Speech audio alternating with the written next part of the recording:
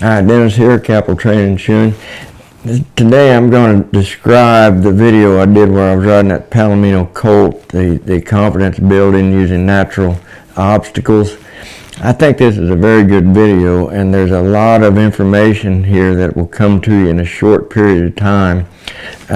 This particular colt hasn't been ridden very much. He's a 2-year-old by my one Brilliant Desire, my one-time Pepto stallion.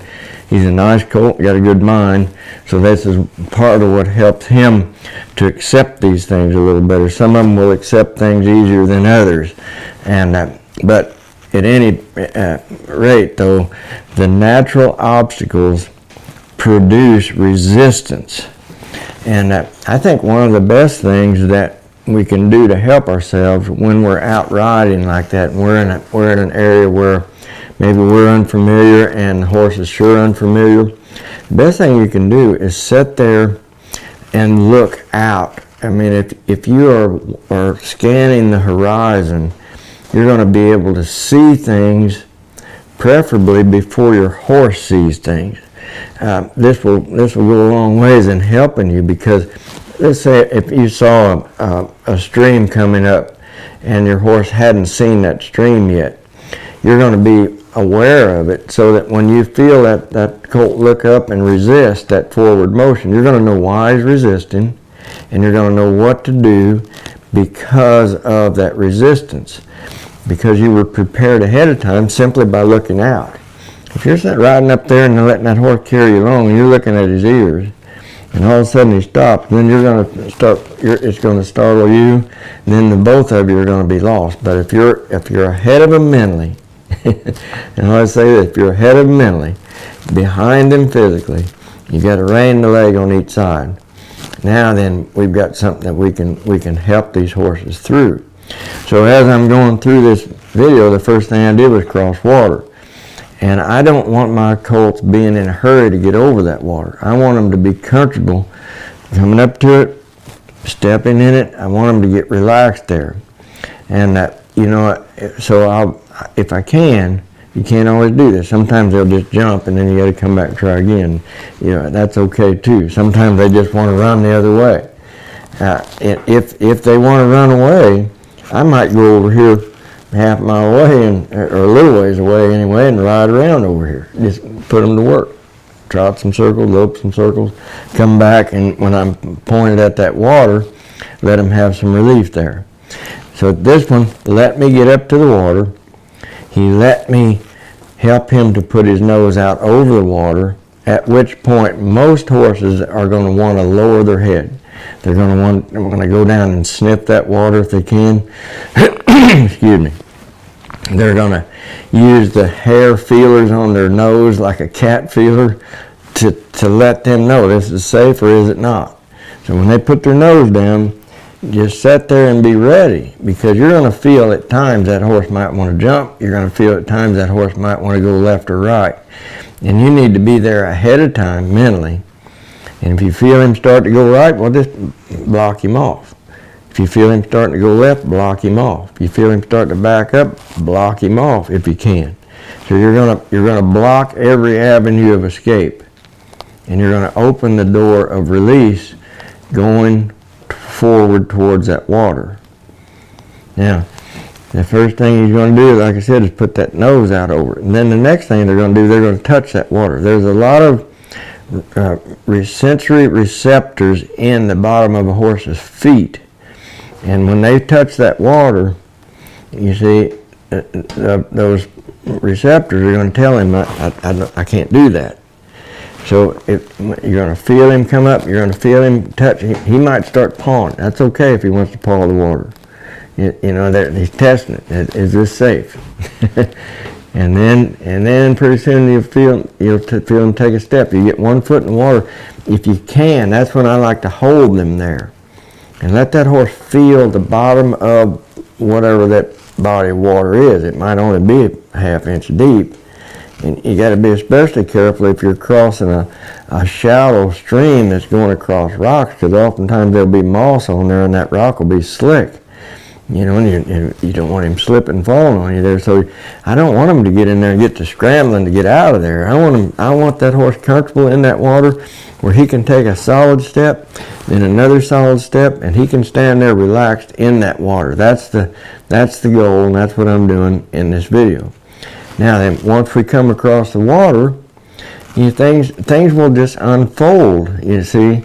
And in this particular instance, there was a pretty sharp incline, and at the top of that incline were some cows. And those cows were up there watching us down there, you know, and this horse hadn't been around cattle. So when I encounter something like a cow for the first time, my thought process is this: I want to come to a point where I get on the flight zone, the bubble of a cow. In other words, I want to get to the point where if I take a step forward, it's going to influence the cow and she's probably going to turn and go away. Or if I stand there, she's either going to stand there as well, or she might even, curiosity might even bring her to me. I really don't want them coming to me initially if I can help it, because that sometimes will scare a horse. But if I can get on that point where if I take another step, that cow's going to move. They might not move, but at least the cow's feeling pressure from my horse. And I'll take another step, and that's when you'll feel pressure from your horse too, not wanting to take that step. They're wondering, am I going to be all right? If I go up close to this thing that I don't know what it is, am I going to be all right, or am I going to have to turn and run for my life? So I'm thinking, and I don't want to get in there too fast. I don't want to come too abruptly, because that will scare the cow. And a lot of times they'll fart and turn and carry on, and how they leave will sometimes scare your horse, and I don't want that. So if I can approach step at a time, and I'm watching that cow, and when I see that cow look off, I know she's getting ready to turn. And when she takes that step of turn, you can feel the release in your horse right there. You see, that was a natural opportunity to let that horse gain confidence simply by holding his ground, being present, waiting, and watching. And when that cow turned, the pressure came off. That's what a stock dog uses to work cattle with. They'll come up and they'll wait. And when them cows turn and go, then they can come on up in there a little bit more.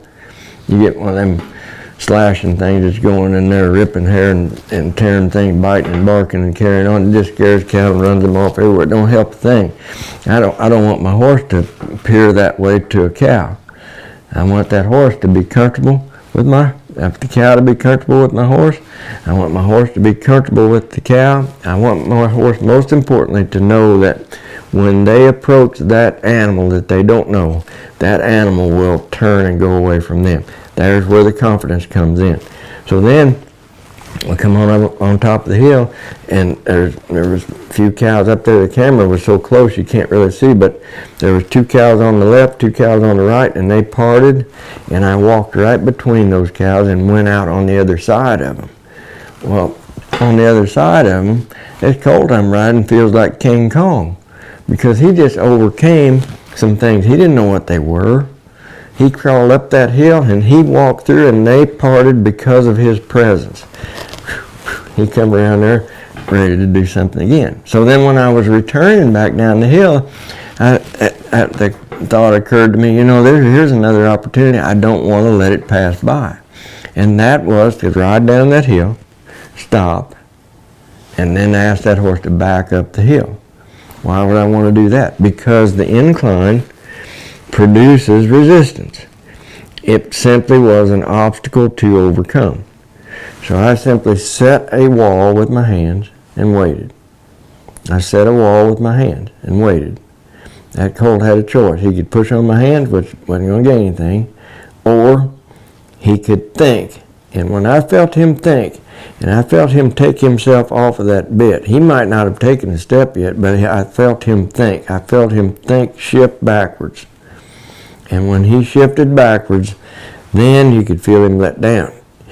Now if he stopped, then I brought that wall again, and then let him have another opportunity to overcome the pressure in his mouth, the incline of the ground to get back. I did have a person comment about why was I pulling on that colt? Why would I do that to him? My opinion is this. I ride a lot of horses that come in here. I fix a lot of horses that come in here. And a lot of horses have been carrying their passengers around with them doing whatever they want to do. And those horses have learned how to control the situation by getting upset anytime they feel pressure in their mouth at all. So I think it's far better to teach a horse how to accept pressure, how to yield from that pressure, rather than getting mad at you and fight it.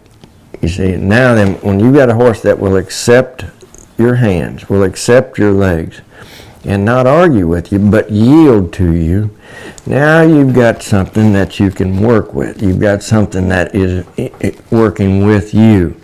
You've got a partner in this deal. You don't have some kind of little tyrant that's been, rode around. He carried you down the trail and he carried you everywhere, and he looks like he's broke because his reins are draped out to his knees, but he's never been exposed to anything. And the first time he gets exposed to something, he rears up and flips over on you. Now, which is better? Having a colt for a moment be a little upset because he doesn't know what to do, or is it better to wait there, let that horse find his way through that? And when he found his way through that, you know what he did? He put release in there himself.